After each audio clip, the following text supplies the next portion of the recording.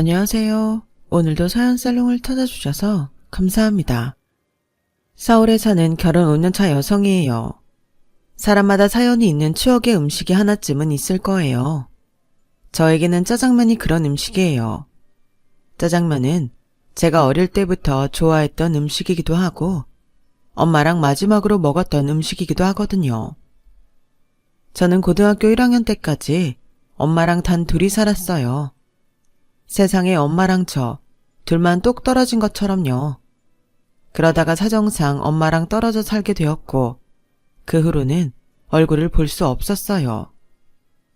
제가 처음부터 엄마랑 단 둘이 살았던 건 아니에요. 한때는 저도 엄마 아빠와 함께 평범한 가정에서 살았으니까요. 저희 아빠는 시설에서 자란 탓에 부모 형제는 물론 친인척도 하나 없는 천의 고아였어요. 엄마는 부모님의 반대도 불구하고 저희 아빠와 결혼을 하는 바람에 가족과 연을 끊게 되었고요. 그렇게 어려운 결혼을 했음에도 두 분은 10년도 같이 못 살고 사별을 하게 되었어요.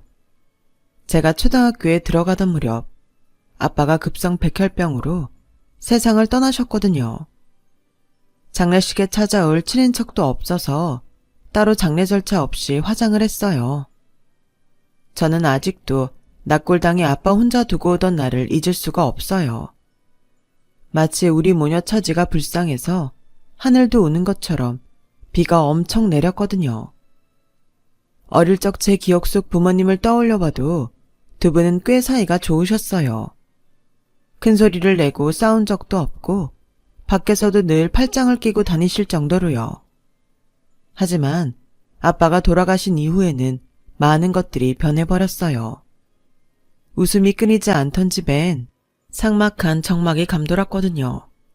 거기다 넉넉하지 않은 형편에 그나마 있던 전셋집도 아빠 병원비를 감당하느라 보증금을 빼는 바람에 월세집으로 이사를 해야 했어요. 당장 먹고 살 길이 막막했던 엄마는 대학 때 전공을 살려 번역일과 일본 관광객들 가이드 일을 했어요. 하지만 매달 고정 수입이 있는 게 아니라서 일이 없을 때는 식당 일은 물론 닥치는 대로 일을 해야 했죠. 그러다 제가 고등학교에 들어가던 무렵 형편이 전보다 나아지게 되었어요. 딱히 엄마 수입이 늘었던 건 아닌데 번역일 외에는 다른 일까지 그만두셨죠. 나중에 알고 보니 그 무렵 엄마랑 사귀던 남자분이 생활비를 대주셨던 거더라고요. 당시 저도 엄마가 남자를 만나고 있다는 건 어렴풋이 눈치를 채고 있었어요. 엄마가 평소 엄두도 못 내던 고가의 브랜드 옷과 백을 종종 사들고 오셨거든요. 엄마, 이거 명품 아니야? 우리 형편에 무슨 돈으로 이런 걸 샀어? 엄마 요즘 일도 거의 안 하는데. 선물 받은 거야. 그리고 넌 앞으로 돈 걱정할 거 없어. 엄마가 다 알아서 할 테니까. 그 무렵부터 엄마는 종종 외박을 하곤 했어요. 그리고 다음날 집에 돌아올 때는 지갑에 돈을 가득 채워오셨죠. 부유한 집에서 자란 엄마였기에 명품들은 마치 원래 엄마 물건인 것처럼 잘 어울렸어요. 그런 엄마를 보면서 저는 조금씩 불안해지기 시작했죠. 엄마가 나를 버릴지도 모른다는 생각을 했거든요. 허름한 월세 빌라에서 사는 여자가 하루아침에 온몸에 명품을 두르고 다니자 동네 사람들이 수군대기 시작했어요. 하지만 엄마는 신경 쓰지 않았어요. 예, 세부마, 네 엄마 요즘 무슨 일 하니? 차림도 그렇고 씀씀이도 전과 달라서 말이야. 주인집 아주머니는 의심스러운 눈초리로 물었어요. 그러면서도 표정에선 묘하게 마치 대충은 알 것 같다는 눈초리였어요. 저도 귀가 있는데 동네에 난 소문을 몰랐겠어요. 저희 엄마가 술집에 나간다는 소문도 있었고 돈 많은 늙은이 잡아서 돈 뜯어내며 산다는 소문도 있었어요. 하지만 엄마는 그런 소문에도 불구하고 오히려 더 당당하게 다니셨죠. 하지만 태어나서부터 늘 가난이 몸에 밴 저로서는 엄마와 달리 그런 시선에 위축될 수밖에 없었어요. 엄마, 나 엄마 때문에 창피해서 밖에 못 다니겠어. 사람들이 뭐라는 줄 알아? 엄마가 술집 나간대. 엄마 도대체 요즘 뭐 하고 다니는 거야? 뭘 하는지 알면 네가 뭘 어쩔 건데? 사람들 말이 뭔 상관이야. 나만 당당하면 그만이지. 쓸데없는 소리 하지 말고 넌 공부나 열심히 해. 걱정하는 제 마음도 모르고 엄마는 오히려 제게 화를 냈어요. 그렇게 저는 고1 여름방학을 맞게 되었고 그 동네를 떠나게 되었어요. 이사를 간 곳은 어이없게도 조그마한 원룸 오피스텔이었어요. 엄마랑 제가 살기엔 턱없이 좁은 집이었죠. 이사 오기 전에 엄마가 살림 대부분을 버리거나 처분하는 걸 보고 이렇게 다 버리면 이사 가서 뭘 쓰려고 그러나 생각했는데 이런 집으로 오려고 그랬나 봐요. 그래도 한편으로는 다행이다 싶었어요. 엄마가 남자랑 헤어진 줄 알았거든요. 이제 엄마가 예전처럼 돌아가게 됐구나 생각했었죠. 그런데 제가 잘못 알았더라고요. 짐을 정리하는데 엄마 물건이 하나도 없는 거예요. 옷도 신발도 제 것뿐이었어요. 한참 짐 정리를 하던 엄마가 나직한 목소리로 그러더군요. 세봄아, 오늘부터 여기서 너 혼자 살아야 돼. 전학수속은 엄마가 이미 다 해놨으니까 월요일부터는 옆에 있는 고등학교로 등교해. 생활비는 엄마가 매달 계좌로 보내줄게. 엄마는? 그럼 엄마는 어디서 사는데? 그건 나중에 얘기해 줄게. 너무 황당해서 눈물이 뚝뚝 떨어졌어요. 엄마가 언제고 나를 버릴지 모른다는 생각은 했지만 진짜 그날이 오니까 화도 못 내겠더라고요. 그저 혼자 살아야 한다는 말에 막막하고 가슴이 철렁할 뿐이었죠. 하지만 내색은 하지 않았어요. 그래봤자 달라질 것도 없고 이미 모든 게 결정된 후였으니까요. 아무래도 엄마랑 사귀는 분이 나랑 함께 살기 싫다고 했나 보다 하고 막연히 생각할 뿐이었죠. 이사도 했으니까 세봄이 좋아하는 짜장면 시켜 먹을까? 엄마는 애써 밝은 목소리로 말했어요. 마음대로 해. 난 아무거나 상관없으니까. 그날 엄마와 저는 새로 이사간 집에서 모녀간의 마지막 식사를 짜장면으로 했어요. 평소에는 시키지 않던 탕수육도 하나 시켰죠. 짜장면을 먹는 내내 엄마도 저도 아무 말도 하지 않았어요. 그렇게 마지막 식사를 끝내고 엄마는 현관문을 나섰어요. 그게 제가 본 엄마의 마지막 모습이에요. 엄마는 가끔 제게 전화를 해왔어요. 통화 시간이라고 해봐야 5분을 채 넘기지 않았어요. 고등학교 졸업을 축하한다. 대학에 붙었다니 기특하다. 아픈 데는 없냐?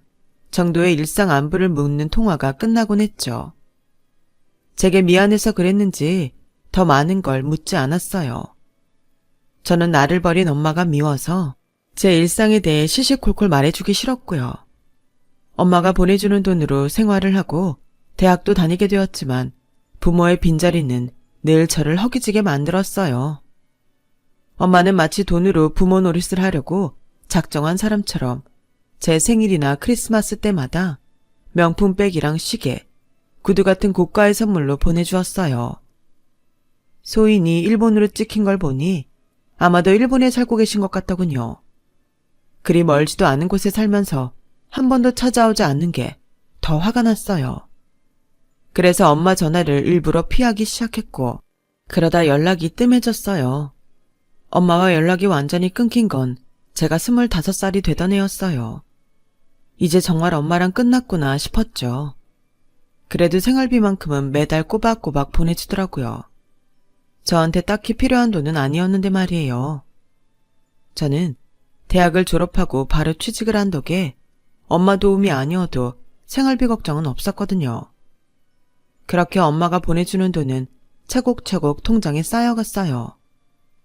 제가 입사한 회사는 꽤 규모가 있는 곳이었어요.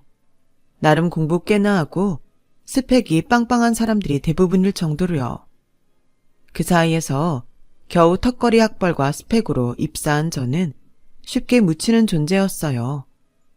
외모가 출중했던 것도 아니고 업무 능력이 뛰어난 것도 아니라서 동기들보다 승진도 늦고 주목도 못 받았죠. 무엇보다 회사 생활에 자신감이 없었어요. 그건 어쩌면 내부모한테도 버려진 쓸모없는 존재라는 생각 때문이었는지도 모르겠네요. 그런데 신기하게도 그런 제게 관심을 보이는 남자가 있더라고요. 저희 옆부서 대리였죠. 바로 지금의 제 남편이요. 남편은 이남 일녀 중 첫째로 중산층 가정에서 자란 사람이었어요. 부모님한테 어느 정도의 지원은 받고 자랐지만 그래도 대학 시절부터 아르바이트를 해가며 등록금도 벌고 어학연수도 자기가 벌어서 다녀올 정도로 독립심도 있고 책임감이 강한 사람이었죠. 회사 내에서 평판도 좋고 욕망도 강한 편이라 동기들에 비해 승진도 빠른 편이었고요. 그런 사람이 저한테 사귀자고 했을 때 솔직히 좀 놀랐어요. 나중에서야 그 이유를 알았지만요. 세범 씨는 명품을 되게 좋아하나 봐요. 보니까 백이며 구두, 시계까지 전부 명품이던데 혹시 월급을 명품 사는데 몽땅 쏟아붓는 건 아니죠? 혹시라도 나를 명품에 눈이 멀어 돈을 헤프게 쓰는 여자로 알까봐 필사적으로 변명을 했어요. 아니에요. 절대 아니에요. 전부 엄마가 선물로 사주신 거예요. 전 명품엔 관심 없어요. 아, 어머님이 사주신 거예요? 그렇구나. 하지만 저의 변명 때문에 남편은 또 다른 오해를 하고 말았어요. 저희 집이 꽤 잘 사는 집인 줄 착각한 거죠. 그게 다 딸을 버린 엄마가 죄책감 때문에 보내준 선물인 줄은 몰랐을 테니까요. 2년간의 연애 끝에 결혼 얘기가 오가기 시작하면서 저는 남편한테 저희 집 상황을 설명했어요. 그러자 꽤 놀라더군요. 그럼 어머님은 재혼해서 일본에 살고 계신 거야? 고1 때 이후로는 얼굴도 본 적 없고? 전화만 하고 찾아온 적은 없어. 와, 무슨 엄마가 그러냐? 그래도 명품을 그렇게 보내주시는 걸 봐선 돈 있는 남자랑 사시나 봐. 남편의 관심은 오직 돈이었는데 저는 그걸 눈치채지 못했어요. 적어도 처가에 비빌 구석은 있겠구나 싶었던지 남편은 자신이 나서서 결혼을 반대하는 시부모님을 구워 삶았어요. 하지만 결혼식 문제로 다시 한번 시부모님의 타박을 들어야 했지만요. 저희 쪽 가족이 없는 관계로 결혼식을 가족들끼리 조촐하게 치르기로 한 게 화근이었죠. 특히 시어머니한테요. 세상에, 그간 뿌린 돈이 얼만데 한 푼도 회수를 못하게 해. 새아가, 이건 좀 너무 심한 거 아니니? 아무리 부모가 없어도 그렇지 친척도 하나 없다는 게 말이 되냐고. 네 부모님은 하늘에서 뚝 떨어졌다디? 저는 아빠가 고아였다는 걸 굳이 알리기 싫어서 묵묵히 시어머니 짜증을 듣고만 있었어요.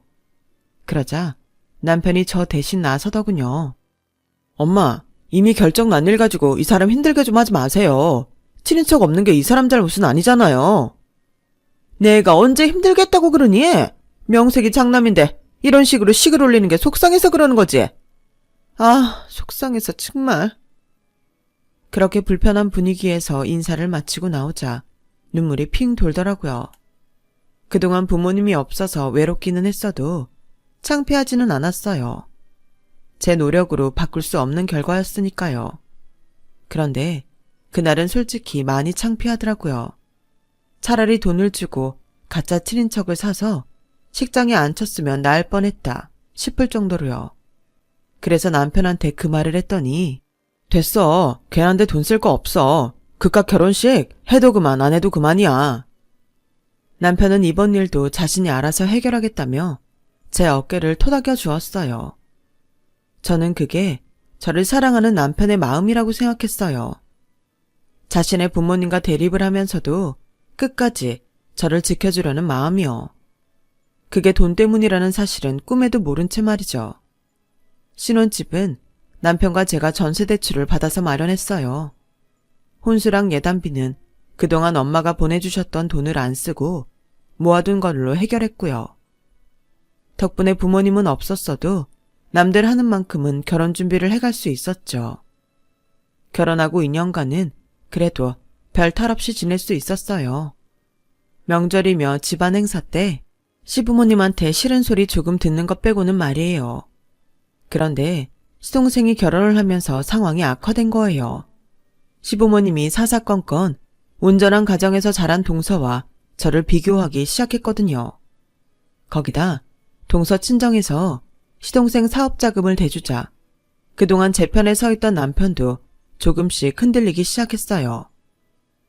이번에 형식이 처가에서 사업자금 대주는 거 보니까 솔직히 부럽긴 하더라. 직장 생활하는 남자들 로망이 내 회사 차리는 거 아니겠어? 나도 사업자금 대줄 사람만 있으면 당장 사표 쓸 텐데. 당신도 알잖아, 내 실력. 내가 관리하는 거래처만 끌고 나와도 내 연봉의 3-4배는 벌걸. 그러고 보면 형식이가 딴 건 몰라도 처복이 있긴 한가 봐. 처가 없는 내 입장에선 무지하게 부럽다. 밥을 먹으면서 남편이 한 말에 저는 괜히 가슴이 철렁했어요. 이제 남편한테까지 동서랑 비교를 당하면 어쩌나 걱정이 됐거든요. 아니나 다를까 시동생이 회사를 차리자 남편은 하루가 멀다 하고 창업 얘기를 꺼냈어요. 여보, 이제 그 사업 얘기 좀 그만해. 없는 친정을 만들어줄 수도 없고 나보고 어쩌란 말이야. 당신 내 사정 모르고 결혼한 거 아니잖아. 아, 누가 뭐래. 그냥 부러워서 그런다. 부럽다는 말도 못하냐? 에이씨. 결국 그 일로 우리 부부는 싸움까지 하게 됐고 부부 사이도 소원해졌어요. 그랬던 우리 부부가 다시 전처럼 가까워진 건 다름 아닌 제 임신 소식이었어요. 임신했다고? 정말? 몇 개월이래? 아들이야? 딸? 남편은 숨이 넘어갈 것처럼 쉴 새 없이 질문을 퍼부었어요. 자기 아이가 생겼다는 사실에 들뜬 나머지 창업 얘기는 쏙 들어가 버렸죠. 시댁에서도 더는 제게 함부로 하지 않았고요. 하지만 기쁨도 잠시. 얼마 뒤 동서가 임신을 하면서 상황은 더 안 좋아졌어요. 제가 딸을 출산하고 3달 뒤 동서도 아들을 출산했어요. 얘 큰애야, 넌 작은 애 출산한 지가 언젠데 들여다보지도 않니? 어머님, 제가 몸이 좀 안 좋아서요. 몸 좀 나아지면 가보려고 했어요. 아이고, 맏며느리가 되어선 아들 하나도 못 낳으면서 애 낳은 유세는 네가 다 떠는구나. 그래도 여기 와 있으니까 애 데리고 당장 와. 출산 후 이어진 육아에 회사 복귀를 앞두고 무리하게 몸을 만드느라 몸살이 났는데도 어머님은 기어이 저를 동서가 있는 산후조리원으로 불렀어요. 가보니 온 가족이 동서를 중심으로 둘러앉아 웃음꽃이 피더군요. 제가 문을 열고 들어갔는데도 누구 하나 거들떠보지도 않았어요. 뒤늦게 동서가 제게 인사를 하자 그제야 떨떠름한 표정으로 저를 맞더군요. 남편은 제 얼굴을 보자마자 들으라는 듯 떠들었어요. 재수씨는 정말 복덩인 것 같아요. 형식이 이 자식이 재수씨 만나고 신수가 폈다니까요.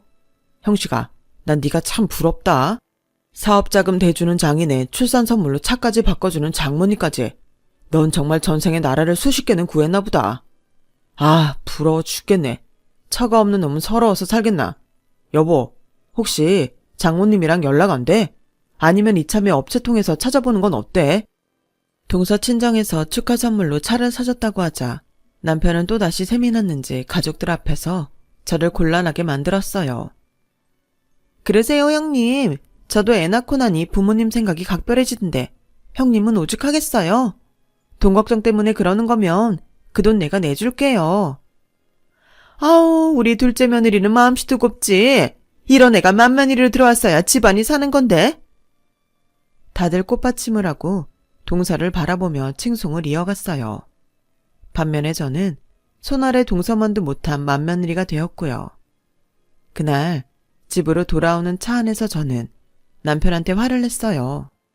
당신 정말 왜 이래? 왜 내 친정 얘기를 거기서 하냐고? 뭐가 어때? 다 가족인데. 그리고 잘 됐잖아. 재수씨가 비용도 대준다는데 안 그래? 이참에 장모님 찾고 그동안 부모한테 못 받은 사랑 듬뿍 받으라고. 나도 사위대접 좀 받게 말이야. 싫어. 내가 왜 그 돈을 받아? 지금까지도 그랬고 앞으로도 난 엄마 찾을 생각 없어. 그러니까 괜한 소리 좀 그만해. 야, 넌 왜 너밖에 모르냐? 내 친구 중에 처가덕 못 보고 사는 놈은 나밖에 없어. 너도 종석이 알지? 그 자식 이번에 40평대 아파트로 이사 간다더라. 처가에서 해줬대. 유산으로 남겨주면 세금 많이 뗀다고 장인이 미리 손 줬다더라. 동생의 친구의 죄다 처가덕으로 재산 불리는데 난 뭐냐? 장모가 돈은 시퍼렇게 뜨고 살아있는데도 돈은커녕 씨암탉도 못 먹는 게 말이 되냐고. 차라리 네가 고아였으면 내가 진작 마음이라도 비웠지. 일본에 멀쩡히 살아있으면서 왜 쌩까고 사냐고. 딸년한테 명품백 보내줄 마음이 있는 사람이면 사위한테 이러면 안 되지. 암튼 난 포기 못하니까 그렇게 알아둬. 남편은 잊지도 않은 사위 대접을 받겠다고 잔뜩 벼르고 있었어요. 결혼 전에는 몰랐지만 처가덕을 바라는 남편의 마음을 알아버린 지금에서는 내 친정 엄마를 찾아주겠다는 말이 곱게 들리지만은 않았어요. 그래서 몇 번을 반대했는데 남편은 저도 모르게 기어이 저희 엄마를 찾겠다고 업체에 의뢰를 했던 모양이에요. 몇 달 뒤 육아휴직을 끝내고 회사에 복직해 있는데 모르는 번호로 전화가 왔더라고요. 저희 엄마를 찾았다는 업체의 연락이었어요. 모친께서 많이 위독하신 모양입니다. 자세한 정황과 일본 주소는 파일 첨부해서 남편분 이메일로 보내드릴게요. 말로는 궁금하지 않다고 해왔지만 엄마가 많이 아프다는 소리에 손끝이 떨렸어요. 비록 나를 버리고 간 엄마지만 부모 자식 간의 정이 무썰듯 한 번에 끊어지는 게 아니니까요. 그날 밤 집에 돌아온 남편은 이메일에 첨부된 문서를 프린트해 제게 건네주었어요. 그리고는 빨리 일본에 다녀오라고 닥달을 해댔죠. 거기 상황이 어떤지 모르니까 하루빨리 가서 장모님한테 받을 게 있나 살펴봐. 당신 버리고 간 엄마가 믿겠지만 그래도 받을 건 받아야지. 결국 저는 남편이 부랴부랴 구해준 비행기 티켓을 들고 엄마가 입원해 있는 병원으로 갔어요. 도착해보니 가족들은 없고 간병인만 곁을 지키고 있더라고요. 엄마는 제 얼굴을 알아보시곤 말도 못한 채 눈물만 흘리셨어요. 울지 마. 엄마가 왜 울어? 울 거면 내가 울어야지. 딸 버리고 간 엄마가 무슨 염치로 우냐고. 나 평생 엄마 미워하고 괴롭힐 거야. 그러니까 다 죽은 사람처럼 누워있지 말고 얼른 나와서 일어나. 그래서 평생 나한테 못된 엄마라고 괴롭힘 당하고 살라고. 뼈만 앙상하게 남은 엄마가 가여웠지만 그래서 더 모진 말을 퍼부어댔어요. 엄마는 연신 미안하다며 눈물만 흘리셨죠. 한참을 울고 소리치던 우리 모녀는 진정이 되자 지난 얘기를 이어갔어요. 엄마는 힘겨워하면서도 그간 제가 몰랐던 얘기를 해주셨어요. 일본에서 재혼한 제일교포 사업가와는 이미 몇 년 전에 이혼을 했다더군요. 이혼 사유는 저 때문이었어요. 엄마가 남편 몰래 매달 제게 돈을 보낸 데다 남편한테 선물 받은 명품들을 저한테 보냈던 게 걸려서 손찌검까지 당하고 살았던 모양이에요. 그래도 어떻게든 꾹 참고 살려고 했는데 남편이란 사람이 바람이 나서 결국 이혼을 하게 된 거였죠. 이혼 후에 저를 찾아 한국에 왔지만 제가 결혼을 했다는 소식을 듣고 혹시라도 자신 때문에 제가 힘들어질까 싶어 먼발치에서 바라보다 돌아가시곤 했다더군요. 한국으로 돌아오려고 신변 정리를 했지만 하필 그때 암에 걸렸다는 사실을 알게 된 거예요. 한국에 돌아가 치료를 받았으면 좋았겠지만 그랬다간 가족인 제게 연락이 갈까봐 두려워 일본에 주저앉게 된 거죠. 이미 암세포는 전이 될 대로 되어서 손을 쓸 수도 없는 상황이었어요. 저는 의료진과 말도 통하지 않는 상황이라 발만 동동 구를 뿐이었죠. 다행히 엄마 병실과 같은 층에 제일교포 아주머니가 계셔서 그분 도움으로 엄마의 상태를 전해드릴 수 있었어요. 그렇게 엄마 곁을 지킨 지 일주일도 안 돼서 엄마는 세상을 떠나셨어요. 혼자 힘으로 엄마 시신을 한국으로 모시고 올 수가 없어서 난감해서 남편한테 전화를 했더니 대뜸 유산은 받았냐는 소리를 하더군요. 당신 지금 그걸 말이라고 해? 아무리 당신이 돈에 미쳤다고는 해도 우리 엄마가 죽었다는데 돈 얘기부터 할 수가 있냐고. 유산 그런 거 없어. 그러니까 그딴 건 꿈도 꾸지 마. 정말? 정말 한 푼도 없어? 부잣집에 시집 갔다며. 아무리 이혼을 했어도 위자료로 담아면 얼마라도 줬을 거 아니야. 그런 거 없어. 없다고. 나 여기서 혼자 어떻게 해야 할지 모르겠어. 시신을 가져갈 수 없어서 여기서 장례를 치러야 할 것 같은데 당신이 좀 도와줘. 그랬더니 남편이 화를 내는 거예요. 재수없게 죽은 사람 시신을 왜 가져와. 그냥 거기서 화장해. 그리고 나 골프 약속이 잡혀서 나가봐야 되니까 당신이 알아서 해. 매정하게 전화를 끊는 남편 목소리에 그제야 정신이 확 들더군요. 이 인간과 나는 더 이상 부부도 뭐도 아니라는 걸 새삼 깨달았죠. 정신이 확 들고 나니 더는 눈치 볼 게 없더라고요. 그래서 교포 아주머니 도움을 받아 엄마 수첩에 적힌 엄마의 전 남편한테 전화를 걸었어요. 엄마의 부고를 전했더니 바로 병원으로 달려와 주셔서 병원비 수납과 장례식까지 도움을 받을 수 있었어요. 엄마 일은 유감이라며 자기 잘못이 크다고 하더군요. 자식까지 버리고 온 여자한테 자기가 너무 매정하게 했다고요. 이혼할 때 엄마 앞으로 해준 집이 있으니 그걸 정리해서 제게 돈을 보내주겠다고 했어요. 저는 분명히 안 받겠다고 했는데 중간에서 통역을 해주신 교포 아주머니가 당신 마음대로 받겠다고 했던 모양이에요. 이봐요, 애기 엄마. 이왕 이렇게 된 거 그냥 받아요. 엄마가 딸까지 두고 여기 와서 살며 받은 돈이잖아. 엄마도 애기 엄마가 받길 바랄 거야. 엄마 목숨값을 받는 것 같아서 치떨리게 싫었지만 교포 아주머니 말을 듣기로 했어요. 그래서 제 계좌번호를 적어주고 엄마 유골과 함께 한국으로 돌아왔어요. 남편은 엄마 유골함을 보자마자 재수없다며 가져다 버리라고 소리쳤어요. 미쳤냐? 누가 유산 받아오랬지? 얼굴도 모르는 사람 뼈가루 들고 오랬냐고. 이러라고 나 일본 보낸 거 아니었어? 애초에 내가 받을 돈 없다고 했는데 등 떠밀어 보낸 사람은 당신이야. 그리고 얼굴도 모르는 사람? 그래, 얼굴도 모르는 사람인데 돈은 왜 받아오라고 그랬어? 나 우리 엄마 유골 절대 못 버리니까 싫으면 당신이 나가. 결국 그 일로 남편과 저는 심하게 다퉜고 그 과정에서 남편은 제게 손찌검까지 했어요. 안 그래도 남편한테 마음이 멀어졌던 저는 이혼을 하기로 결심했죠. 시댁에서조차 달가워하지 않는 제 딸은 제가 키우기로 했고 집과 재산은 반씩 나누기로 했어요. 어차피 처음 결혼할 때부터 반반 부담에 장만한 집이니까요. 거기에 매달 80만 원씩 아이 양육비를 받기로 했어요. 그렇게 이혼 서류 접수를 하고 조정기간이 막 지난 차에 통장으로 20억에 가까운 거액이 들어와 있더라고요. 일본에서 보내온 돈이었어요. 남편 놈이 그 사실을 알고는 재결합하자며 저를 회유하기 시작했어요. 생각해봐. 당신 혼자 애를 어떻게 키워? 우리 애를 아빠 없는 애로 키울 생각이야. 당신도 그렇게 살아봐서 알잖아. 그러니까 우리 다시 합치자. 아직 집도 안 팔았고 살림 정리도 안 했으니까 우리 마음만 다잡으면 되잖아. 아참, 그리고 우리 앞으로는 장모님 제사도 지내자. 내가 과일이랑 생선은 최고급으로 사서 올릴게. 남편은 20억이란 소리에 세상을 다 가진 사람처럼 들떴어요. 정작 저는 이혼을 철회하겠다는 말은 하지도 않았는데 말이죠. 그리고 그날 밤 남편은 밤늦도록 컴퓨터 앞에 앉아 뭔가를 찾고 있더라고요. 다음날 남편이 출근을 하고 난 뒤에 포털 사이트 검색창에 검색 이력을 확인했더니 차를 알아봤더라고요. 그런데 웃긴 건 뭔지 아세요? 그 차가 자기 부모한테 줄 선물이었다는 거예요. 회사에서 일하고 있는데 시어머니가 유산받게 된 거 축하한다고 전화를 했더라고요. 큰 며느라, 이게 무슨 횡재니? 생각지도 않았던 유산을 20억씩이나 받다니.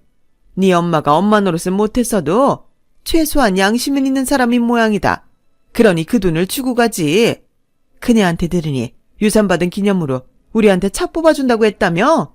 고마워서 내가 몸둘 바를 모르겠다. 나 참, 떡 줄 사람은 생각도 없는데 지들끼리 김치국부터 마시고 있더니 기가 차더라고요.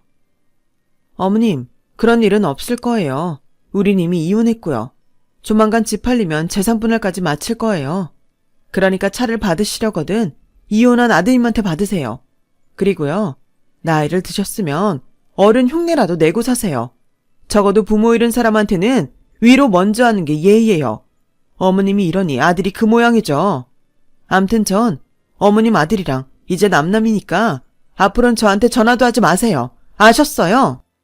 정말 끝까지 인간의 치졸한 모습을 고스란히 보여준 남편과 그 가족 때문에 손톱만큼의 미련 없이 이혼을 할 수 있었어요. 이혼 후 저는 회사를 그만두고 20평대 아파트로 이사를 했어요. 그곳에서 아이가 자랄 때까지 몇 년간은 육아에 전념할 생각이에요. 엄마가 남겨주신 유산으로 딸과 함께 행복한 미래를 꿈꿔볼 생각입니다. 비록 한때는 세상에 혼자 버려진 것처럼 외롭게 살았지만 이제는 제 딸아이가 있어서 더는 외롭지 않을 것 같네요. 지금까지 제 사연을 들어주셔서 감사합니다. 모두들 건강하시고 희망찬 일들이 가득하시길 바라겠습니다. 여러분, 사연 댓글의 응원과 현명한 조언 부탁드려요. 좋아요와 구독은 저에게 큰 힘이 됩니다. 오늘도 좋은 일 가득하세요.